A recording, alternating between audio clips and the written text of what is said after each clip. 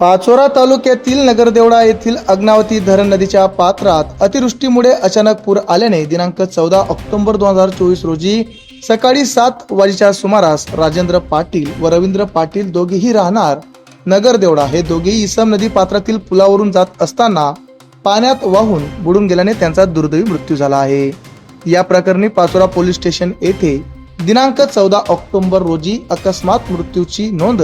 करण्यात आलेली असून या घटनेचा पुढील तपास पाचोरा पोलीस स्टेशनचे पोलीस सचिन पवार हे करीत आहेत।